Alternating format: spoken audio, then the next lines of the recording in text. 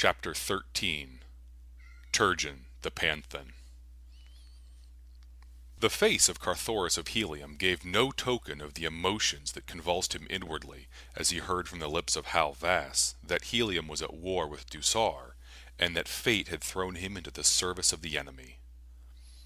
That he might utilize this opportunity to the good of Helium scarce sufficed to outweigh the chagrin he felt that he was not fighting in the open at the head of his own loyal troops. To escape the Dusarians might prove an easy matter, and then again it might not. Should they suspect his loyalty, and the loyalty of an impressed Panthan was always open to suspicion, he might not find an opportunity to elude their vigilance until after the termination of the war, which might occur within days, or again only after long and weary years of bloodshed. He recalled that history recorded wars in which actual military operations had been carried on without cessation for 500 or 600 years, and even now there were nations upon Barsoom with which Helium had made no peace within the history of man. The outlook was not cheering. He could not guess that within a few hours he would be blessing the fate that had thrown him into the service of Dusar. "Ah!" exclaimed Hal Vass. "Here is my father now! Kaor! Vaskor! Here is one you will be glad to meet! A doughty Panthan!" He hesitated. "Turgeon!" interjected Thoris, seizing upon the first appellation that occurred to him. As he spoke, his eyes crossed quickly to the tall warrior who was entering the room. Where before had he seen that giant figure, that taciturn countenance, and the livid sword cut from temple to mouth? Vaskor, repeated Thoris mentally. Vaskor! Where had he seen the man before? And then the noble spoke, and like a flash it all came back to Thoris. The forward servant upon the landing stage at Parth, that time that he had been explaining the intricacies of his new compass to Thuvia Din. The lone slave that had guarded his own hangar that night he had left upon his ill-fated journey for Parth, the journey that had brought him so mysteriously to far Anthor. "Vaskor," he repeated aloud, "blessed be your ancestors for this meeting." Nor did the Dusarian guess the wealth of meaning that lay beneath that hackneyed phrase with which a Barsoomian acknowledges an introduction. "And blessed be yours, Turgeon," repeated Vaskor. Now came the introduction of Comac to Vaskor, and as Thoris went through the little ceremony, there came to him the only explanation he might make to account for the white skin and auburn hair of the bowman, for he feared that the truth might not be believed, and thus suspicion be cast upon them both from the beginning. Comac, he explained, is, as you can see, a Thurn. He has wandered far from his ice-bound southern temples in search of adventure. I came upon him in the pits of Anthor, but though I have known him so short a time, I can vouch for his bravery and loyalty.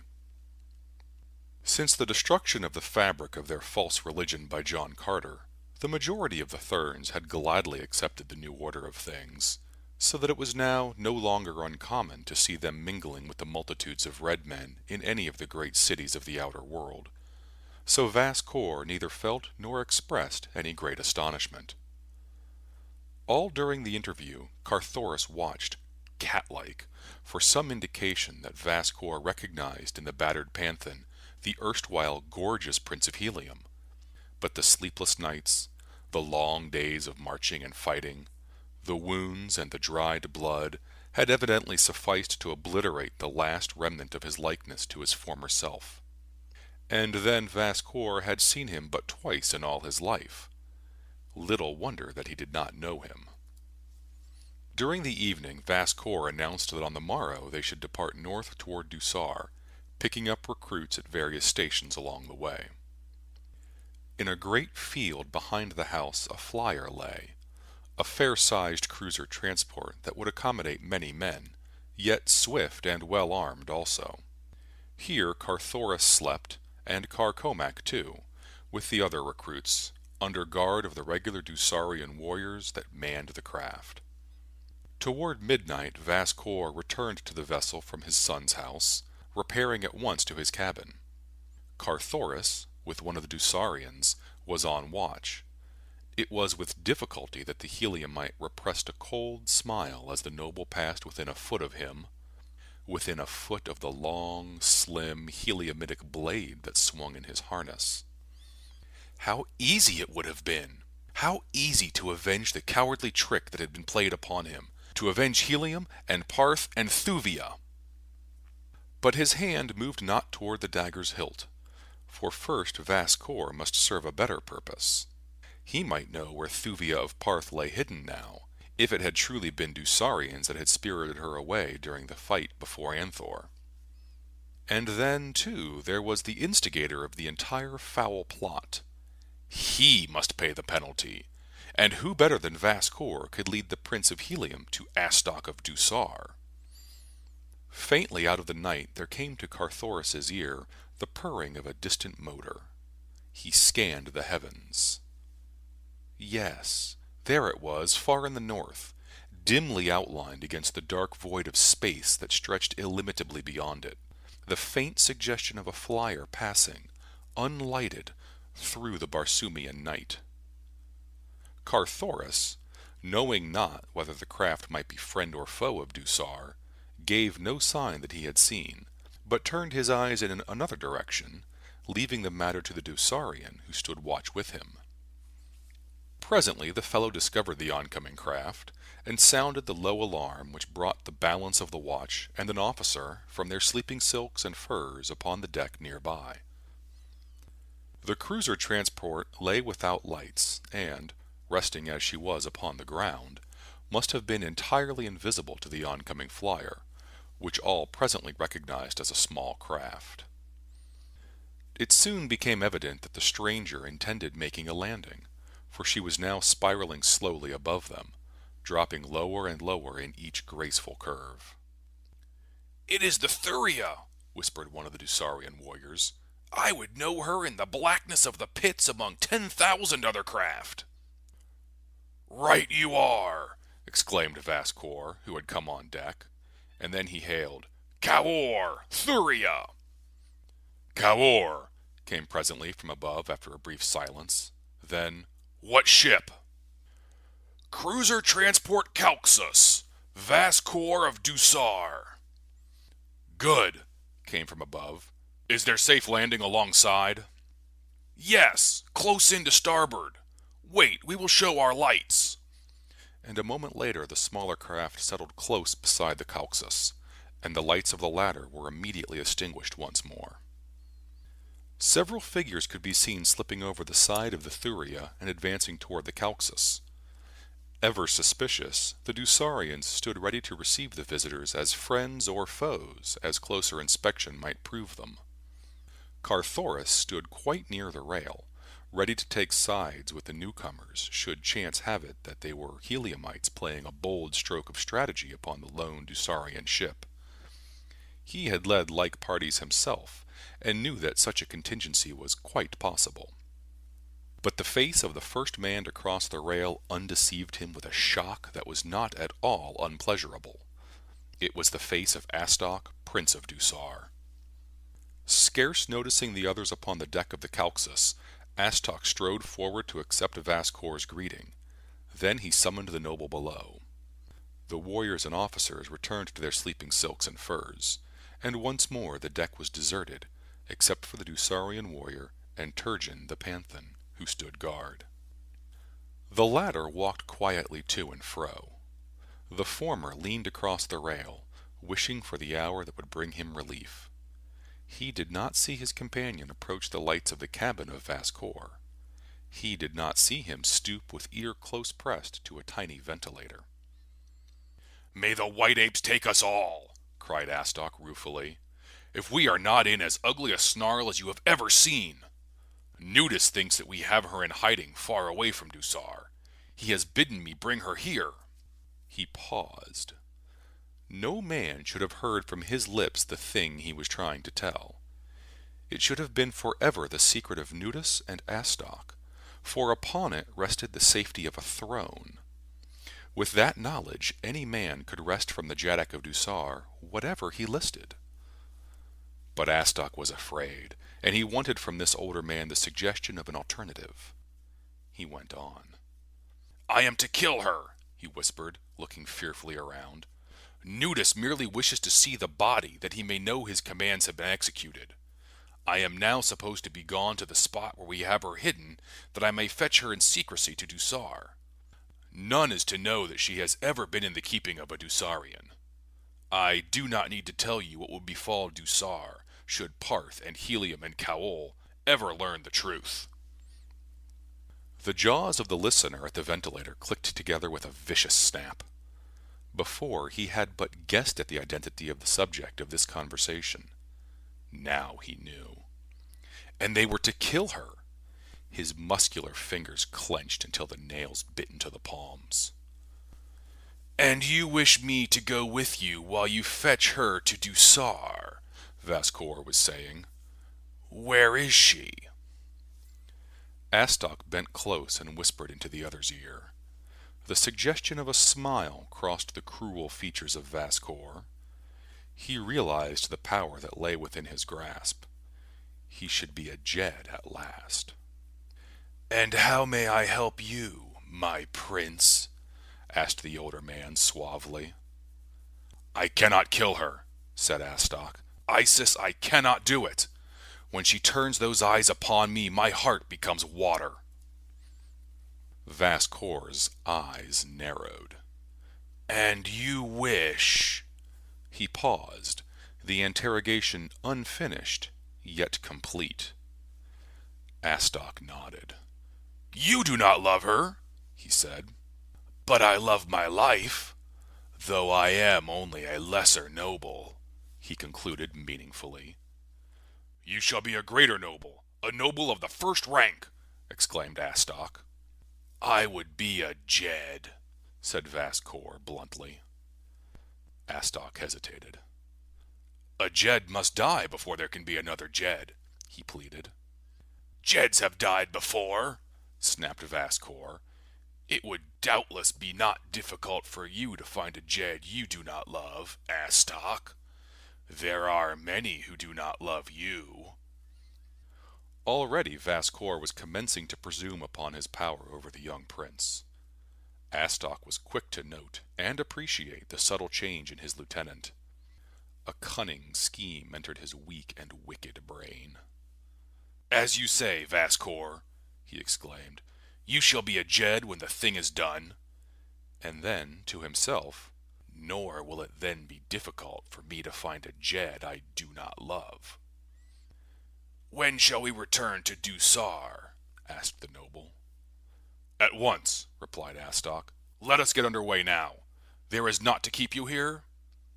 "I had intended sailing on the morrow, picking up such recruits as the various dwars of the roads might have collected for me, as we returned to Dusar." "Let the recruits wait," said Astok. "Or better still, come you to Dusar upon the Thuvia, leaving the Calxus to follow and pick up the recruits." "Yes," acquiesced Vascor, "that is the better plan. Come, I am ready." And he rose to accompany Astok to the latter's flyer. The listener at the ventilator came to his feet slowly, like an old man. His face was drawn and pinched and very white beneath the light copper of his skin. She was to die! And he helpless to avert the tragedy. He did not even know where she was imprisoned. The two men were ascending from the cabin to the deck.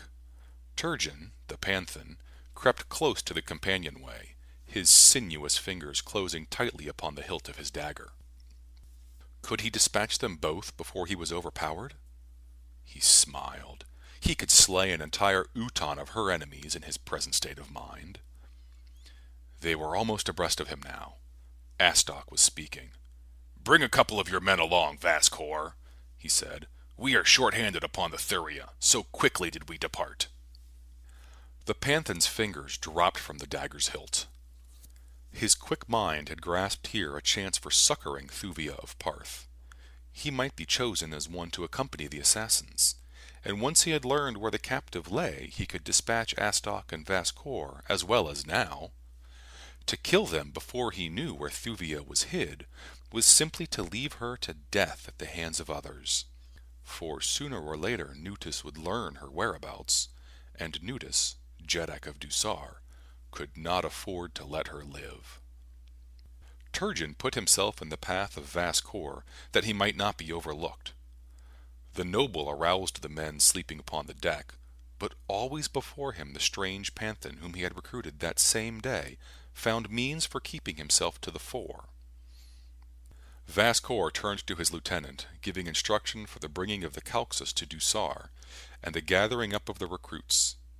Then he signed to two warriors who stood close behind the padwar. "You two accompany us to the Thuvia," he said, "and put yourselves at the disposal of her douar." It was dark upon the deck of the Calxus, so Vascour had not a good look at the faces of the two he chose. But that was of no moment, for they were but common warriors to assist with the ordinary duties upon a flyer, and to fight if need be. One of the two was Carcomac, the bowman. The other was not Carthoris. The Heliumite was mad with disappointment. He snatched his dagger from his harness. But already Astok had left the deck of the Calxus, and he knew that before he could overtake him, should he dispatch Vascour, he would be killed by the Dusarian warriors, who now were thick upon the deck. With either one of the two alive, Thuvia was in as great danger as though both lived. It must be both. As Vascour descended to the ground, Carthoris boldly followed him, nor did any attempt to halt him, thinking, doubtless, that he was one of the party. After him came Carcomac and the Dusarian warrior who had been detailed to duty upon the Thuvia. Carthoris walked close to the left side of the ladder. Now they came to the dense shadow under the side of the Thuvia. It was very dark there, so that they had to grope for the ladder. Carcomac preceded the Dusarian. The latter reached upward for the swinging rounds, and as he did so, steel fingers closed upon his windpipe, and a steel blade pierced the very center of his heart. Turgeon, the Panthan, was the last to clamber over the rail of the Thuvia, drawing the rope ladder in after him. A moment later the flyer was rising rapidly, headed for the north.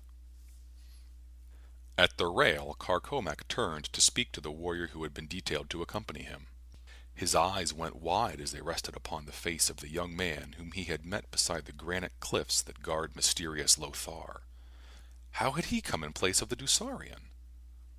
A quick sign, and Carcomac turned once more to find the Thuvia's douar, that he might report himself for duty.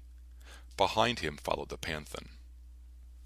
Carthoris blessed the chance that had caused Vascour to choose the bowman of all others. For had it been another Dusarian, there would have been questions to answer as to the whereabouts of the warrior who lay so quietly in the field beyond the residence of Halvas, douar of the southern road. And Carthoris had no answer to that question other than his sword point, which alone was scarce adequate to convince the entire crew of the Thuvia.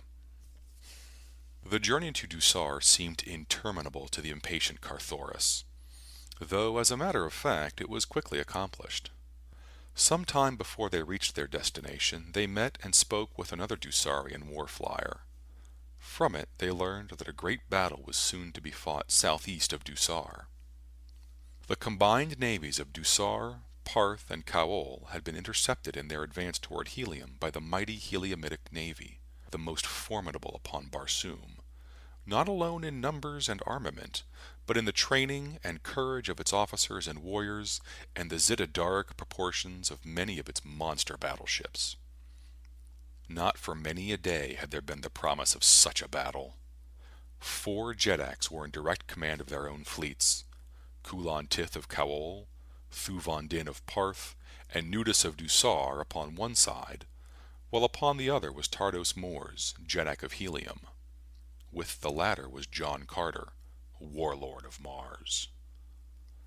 From the far north, another force was moving south across the barrier cliffs, the new navy of Talu, Jeddak of Okar, coming in response to the call from the Warlord. Upon the decks of the sullen ships of war, black-bearded yellow men looked over eagerly toward the south. Gorgeous were they in their splendid cloaks of orluk and apt, fierce, formidable fighters from the hothouse cities of the frozen north. And from the distant south, from the sea of Omine and the cliffs of gold, from the temples of the Therns and the garden of Isis, other thousands sailed into the north at the call of the great man that they had all learned to respect, and respecting, love. Pacing the flagship of this mighty fleet, second only to the navy of Helium, was the Ebon Zodar, Jeddak of the Firstborn, his heart beating strong in anticipation of the coming moment when he should hurl his savage crews and the weight of his mighty ships upon the enemies of the Warlord. But would these allies reach the theater of war in time to be of avail to Helium? Or would Helium need them? Carthoris, with the other members of the crew of the Thuvia, heard the gossip and the rumors. None knew of the two fleets, the one from the south and the other from the north, that were coming to support the ships of Helium, and all of Dusar were convinced that nothing now could save the ancient power of Helium from being wiped forever from the upper air of Barsoom. Carthoris, too, loyal son of Helium that he was, felt that even his beloved navy might not be able to cope successfully with the combined forces of three great powers. Now the Thuvia touched the landing stage above the palace of Astok.